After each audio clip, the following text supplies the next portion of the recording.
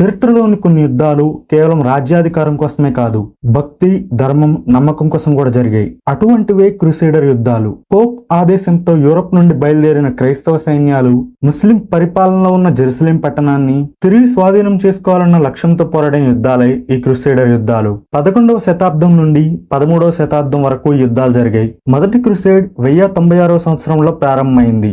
ఆ తరువాతి 200 ఏళ్ల వ్యవధిలో 9 ముఖ్య క్రూసేడర్ యుద్ధాలు జరిగాయి. ఈ యుద్ధాలు మతం కోసం ప్రారంభమైనప్పటికీ తర్వాత కాలంలో రాజకీయం, స్వార్థం ఎక్కువ పాత్ర పోషించాయి. యూరోపియన్ చరిత్రలో ముఖ్య పాత్ర పోషించిన క్రూసేడర్ యుద్ధాల గురించి 7 నమ్మలేని విషయాలను ఈ వీడియోలో తెలుసుకుందాం. నెంబర్ 1, మిడీవల్ యూరోప్ లో చాలా రకాల హెల్మెట్ స్టైల్స్ ని వాడారు. క్రూసేడర్ల కాలంలో గ్రేట్ హెల్మ్ అనే హెల్మెట్ ని తయారు చేశారు.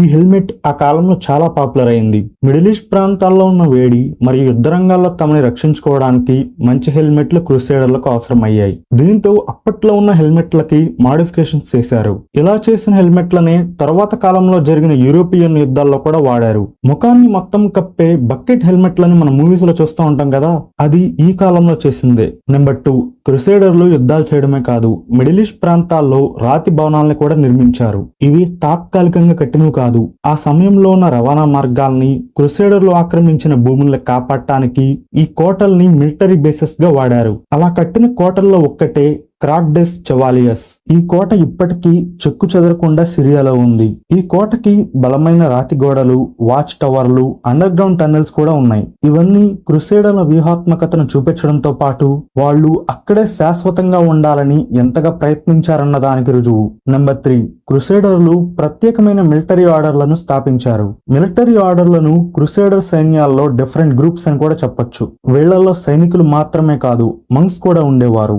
నైట్స్ టెంప్లార్, నైట్స్ హాస్పిటాలర్, టూటోనిక్ నైట్స్ అనే అత్యంత ప్రసిద్ధి చెందిన 3 క్రూసేడర్ మిలిటరీ ఆర్డర్లు ఆ కాలంలో ఉండేవి. వీళ్ళు క్రైస్తవ యాత్రికులను రక్షించడం, యుద్ధాల్లో పాల్గొనడం, ఒక ప్రభుత్వం లాగా భూమిని, ఆస్తులను నిర్వహించేవారు కూడా. ఈ మిలిటరీ ఆర్డర్లు తర్వాత కాలంలో ఎంత శక్తివంతంగా మారాయంటే వీళ్ళు రాజుల మీద, పోపుల మీద కూడా వీళ్ళ ప్రభావాన్ని చూపించారు. నెంబర్ 4, ఇంతకు ముందు మనం చెప్పుకున్న మిలిటరీ ఆర్డర్స్ లోని నైట్ టెంప్లార్లు ఎర్లీ బ్యాంకింగ్ వ్యవస్థలను కనిపెట్టారు. నైట్ టెంప్లార్లు యోధులు మాత్రమే కాదు, ఆర్థిక వ్యవస్థలను మంచిగా అర్థం చేసుకున్నారు. క్రూసేడర్ల కాలంలో యాత్రికులు వేల కిలోమీటర్లు బంగారంతో ప్రయాణించాల్సి వచ్చేది. ఈ సమయాల్లో దొంగతనాలు ఎక్కువ జరిగేవి. ఈ సమస్యకు పరిష్కారంగా ఒక బ్యాంకింగ్ వ్యవస్థను టెంప్లార్లు రూపొందించారు. యాత్రికులు హోలీ సిటీస్ అయిన జెరూసలేం వంటి పట్టణాలకు వెళ్లక ముందే ఒక ప్రదేశంలో డబ్బుల్ని డిపాజిట్ చేసి ఆ డిపాజిట్ కి సంబంధించిన ఒక డాక్యుమెంట్ ని పొందేవారు. తరువాత వాళ్ళు హోలీ సిటీస్ కి చేరుకున్నాక ఆ డాక్యుమెంట్ ని అక్కడున్న బ్రాంచ్ లో తిరిగిచ్చి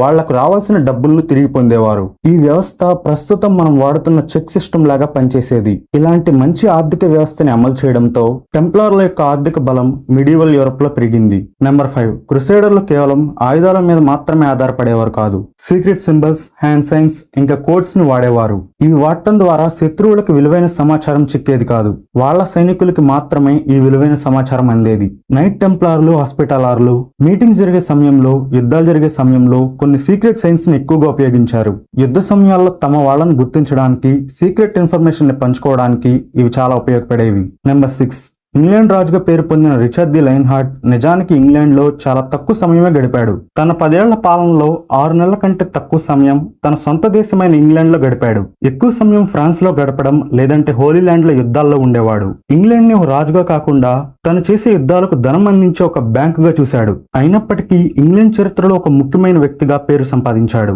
నెంబర్ 7, క్రూసేడర్లు వాళ్ళు చేసే యుద్ధాలని పవిత్ర యుద్ధాలుగా భావించారు. వాళ్ళు పురాతన వస్తువుల కోసం, దివ్య శక్తులు కలిగిన వస్తువుల కోసం అన్వేషించారు. ఉదాహరణకి హోలీ క్రాస్, హోలీ బౌ, అలాగే క్రైస్తవ సన్యాసుల ఎముకలకు మాయలు చేసే శక్తులున్నాయని నమ్మారు. ఈ వస్తువులను సేకరించడం వల్ల వారి సైనికులు మరింత ధైర్యంతో యుద్ధాల్లోకి వెళ్లేవారు. మనకి ఇవి మూఢనమ్మకాలని అనిపించినా ఈ వస్తువుల వల్ల యుద్ధాల్లో గెలిచే దీవెనలు వస్తాయని అప్పట్లో సైనికులు నమ్మారు. ఈ వీడియోని సెలెక్ట్ చేయండి, అలాగే షేర్ చేయండి. నా ఛానల్ సబ్స్క్రైబ్ చేసుకోండి. Thank you.